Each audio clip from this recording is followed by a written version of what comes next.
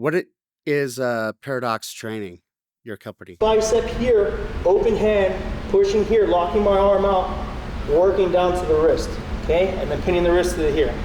Do that like 3 or 4 times and then switch. So Paradox is a company I started about 4 years ago, probably. And I started to do more combatives because what I was seeing in the combatives community was a lack of like understanding, and it was like selling snake oil. I got the blessing from Craig Douglas under ShivWorks to teach the curriculum that I teach now. And, I've been through a lot of other combative courses, curriculums, and things like that. I have some instructor certifications at other combative courses. And, I noticed that ShivWorks was a little bit different than the rest. And I really liked and vibed with how ShivWorks was.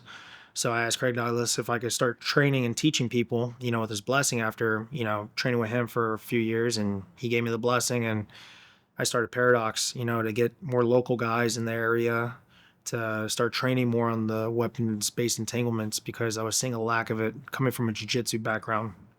So that's how I started Paradox. So you mentioned Craig Douglas and the ShivWorks curriculum. How does that compare to the other curriculums out there? Something like, say, the Spear program, or I don't know. There's many. What exactly was it about ShivWorks that was different? For me, what ShivWorks was different is that they have a set of operating skills and principles that they apply, and there's also stress inoculation with a force on force component to validate the techniques that you learn, which are called evolutions. The only other combative company that I've seen that does something like that is Special Operations Combatives Program, SOCP under Greg Thompson. Great curriculum as well, and I've trained with him and I love his curriculum. That's probably the only other curriculum that I know that has a stress inoculation using force on force. So it's like realism, you're seeing the business end of a sim gun and you got to fight, and I think it's huge that's what separated ShivWorks and, SOCP from the rest of the combatives that I've seen is that there is a stress inoculation component to it where you have to pressure test what you're doing to show validity to the techniques. So it's not the stuff you see on Instagram where you're going to the range and somebody's yelling at you that you're not holding the gun right. You're actually showing people in a situation like if you're going to get jumped or if you need to take someone down, and then you get to use a sim gun at the to to test it. Is that what you're saying? Yeah, we get to see what works and what doesn't work. Everybody thinks, hey, take somebody down to the ground, but there's also factors of it too. Like, let's say from a law enforcement standpoint, you're wearing kit, all this. Do I really want to be fighting somebody on the ground?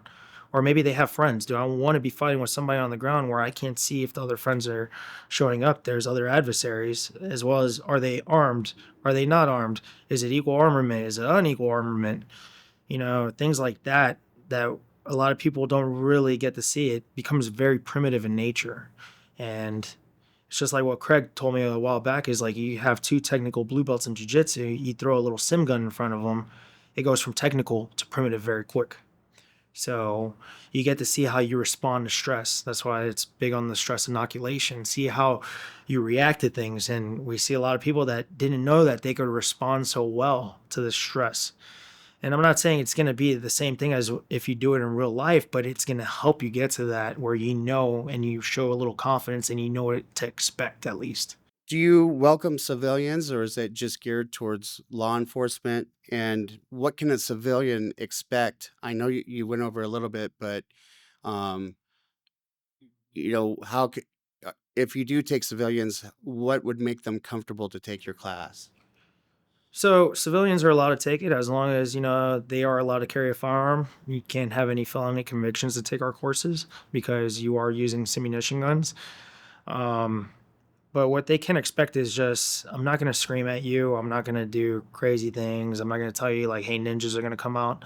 I am going to give you a little bit of reality, but I'm going to make it fun in the atmosphere. You don't have to be in shape. You don't have to be a jiu-jitsu person. You could just come off of the streets and be like, hey, I want to learn how to, handle myself a little bit better. And I started carrying, as a civilian, concealed carry, and I have a permit. People think that it's just like, hey, I have a permit, now I'm able to like move around with a gun. It's like there's other things you need to do. You need to start training, be proficient with it, especially in a hands-on encounter. Most of these things happen within 3 to 5 meters. You're talking to somebody and then you get cracked in the face. How are you going to respond to that? And if you're carrying a gun too, you have to know what to do. So yeah, it's open to civilians, not just law enforcement. That's the biggest misconception that we have. Cool. Um, are there different levels to the curriculum?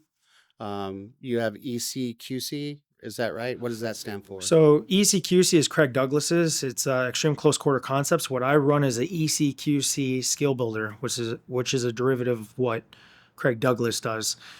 Skill builders are just to help you build up. So when you do take Craig Douglas's 3 days ECQC, you're a little bit better prepared because it's a lot of techniques to like really condense into somebody.